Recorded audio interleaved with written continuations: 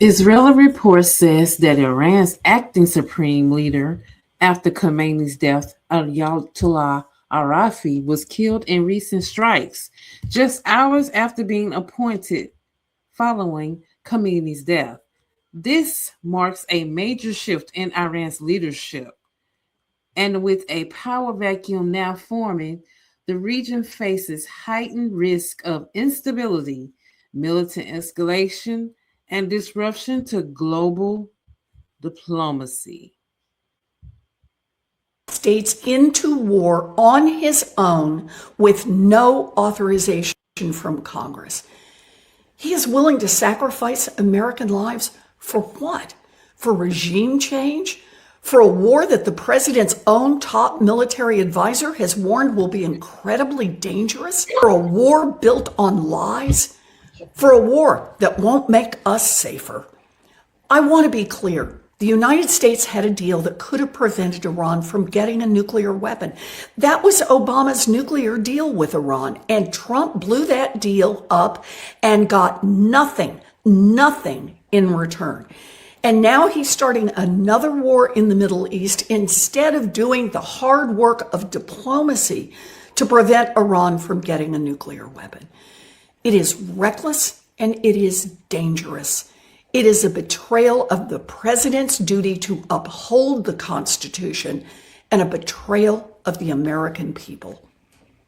Your tax dollars are being used to bomb Iran while Donald Trump ignores the struggles of working people who can't afford health care and are struggling to pay for groceries here at home.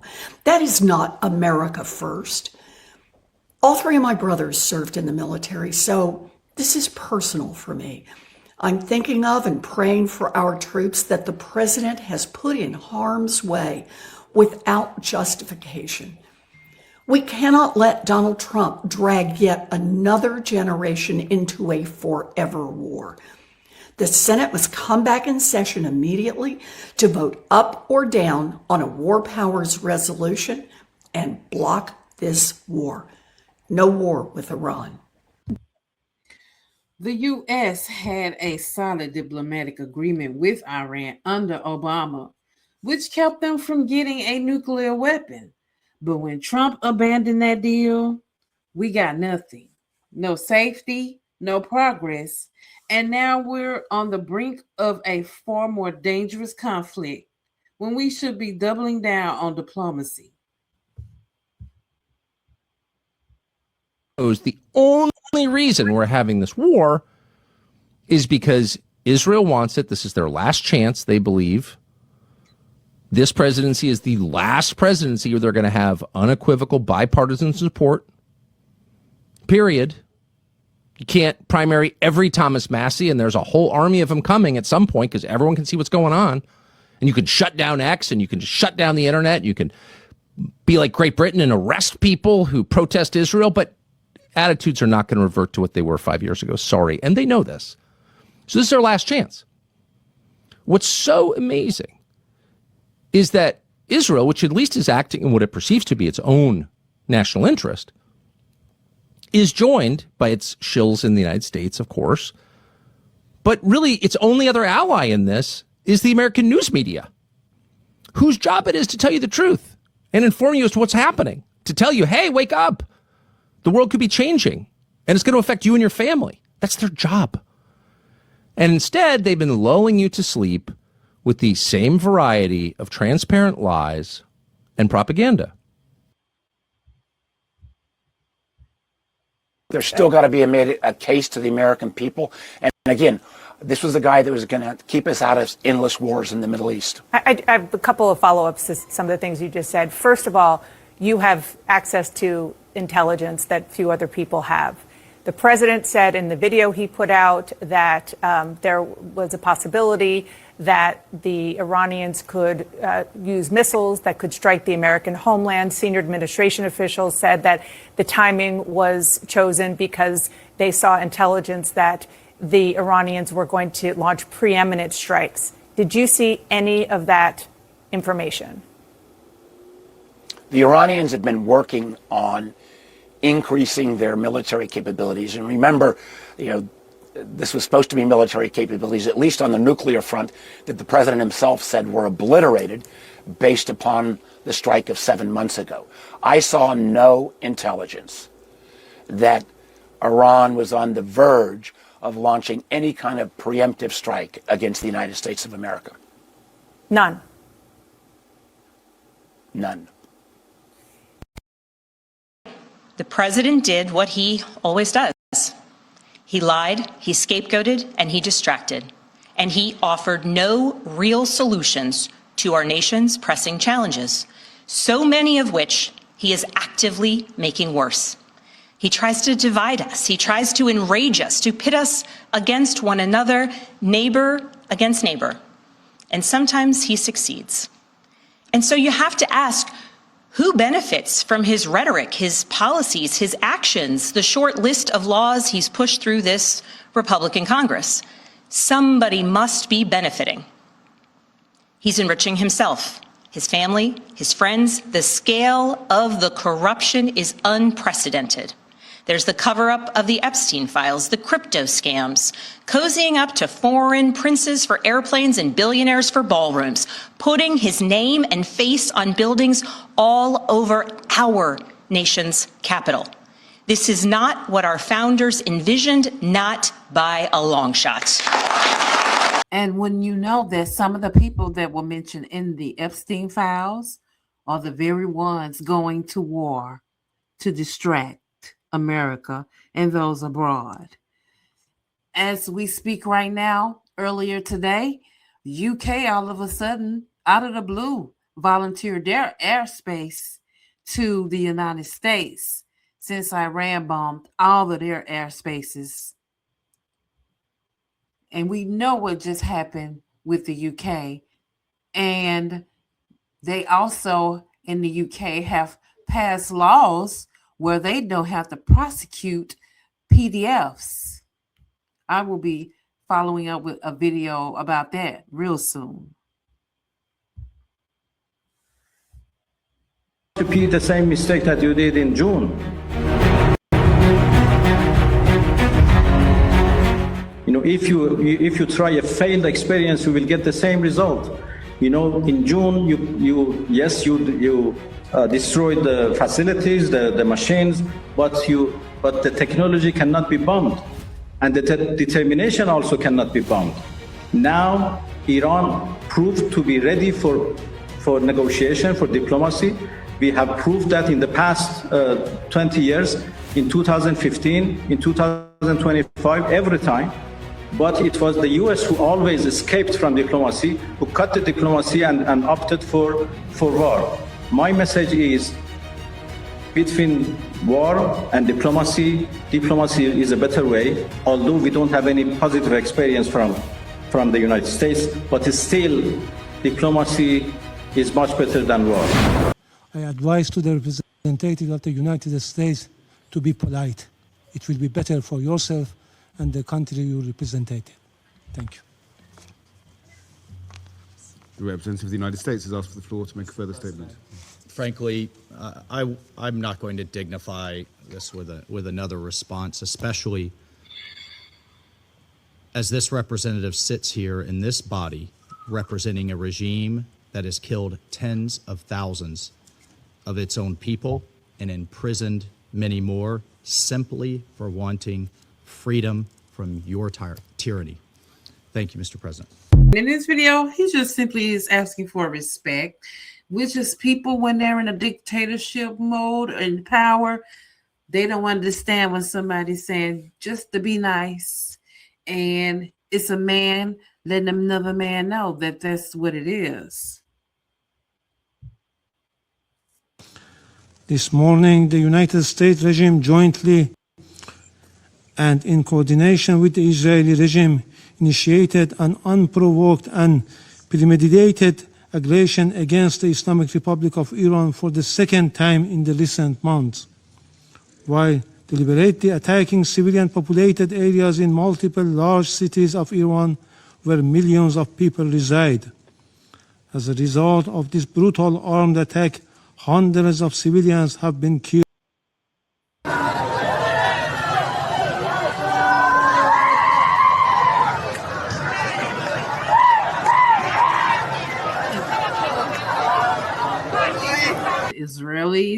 Israeli in conjunction with America struck a elementary school, all-girls school in Iran that has killed more than 50 young girls. In addition to the numerous civilian residential buildings, the aggressors have also targeted a school in the city of Minab, Hormozgan province, killing more than 100 children. The number of innocent civilians continues to rise. This is not only an act of aggression, it is a war crime and a crime against humanity. In responding to aggression on large-scale war, the Islamic Republic of Iran is exercising its inherent and lawful right of self-defense under Article 51 of the Charter of the United Nations. The armed forces of the Islamic Republic of Iran are utilizing all the necessary defensive capabilities and means to confront this criminal aggression and deter the hostile acts.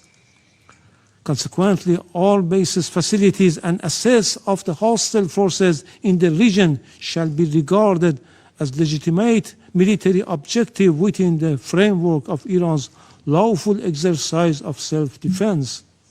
Iran will continue to exercise its right of self-defense decisively and without hesitation until the aggression ceases in full and unequivocal terms.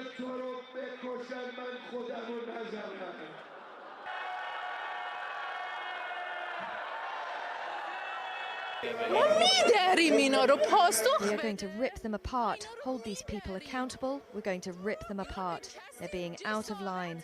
Martyrdom is our honor. It's our right and our leaders' unquestionable rights to be martyred, but they're being out of line.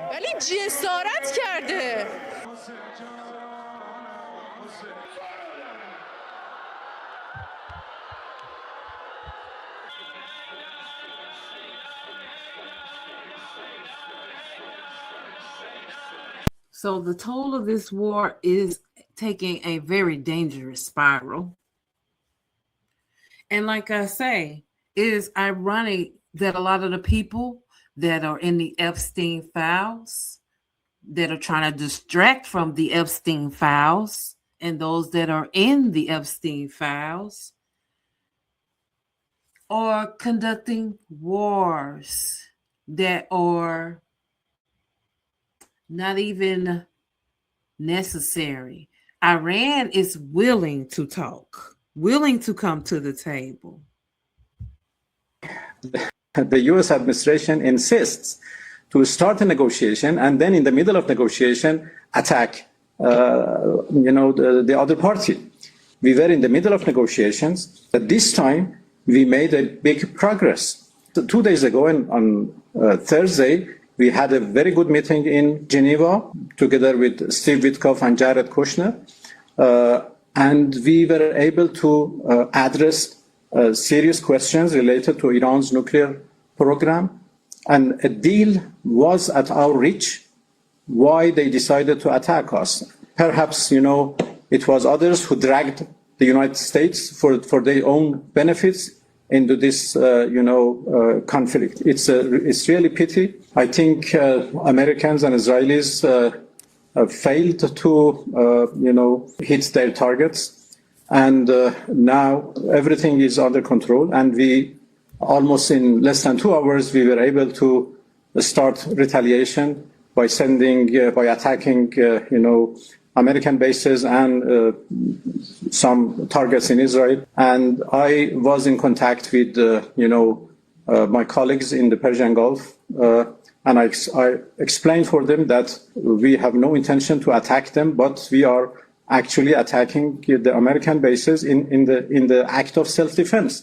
We cannot just sit and watch. They are attacking us and we don't respond simply because their bases are in a friendly neighbor country. Almost all officials are safe and sound and alive. We may have lost one or two commanders, but that is not a big problem. Even though America is trying to distract from the Epstein files and their friends alike, which is all of a sudden why UK is volunteering to let the US use their airspace because Iran destroyed them all. We have this case happening in London. The eyes to the right, 111. The nose to the left, 364.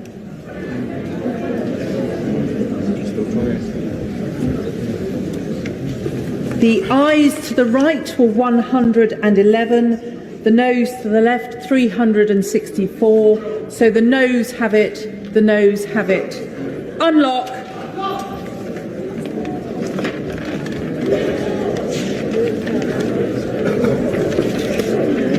The question is that the bill be now read a second time.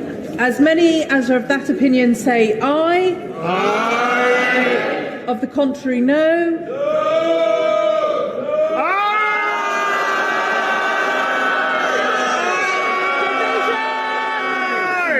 Division. Parliament blocks inquiry into child rape scandals, citing political sensitivities. In the UK, United Kingdom, the ruling Labour Party voted to stop the launch of a proposed investigation into the rape of British children, with MPs rejecting the motion by 364 votes to 111. Opponents of the inquiry argue that reopening the issue risks damaging the image of Muslim communities and clashing with prevailing left-wing political priorities. As expected, Labour MPs framed the proposed investigation as fueling Islamophobia, an argument that ultimately carried the vote. A majority of Britons say the decision highlights a profound moral failure that concerns about image and ideology were placed above justice for the victims and accountability for the perpetrators. For many, the vote has intensified accusations that political elites are unwilling to confront crimes linked to migration policy when doing so conflicts with their ideological narratives, even when the victims are children. What are your thoughts and your opinions? Please let me know below, and I will get back with you later. Have a good one.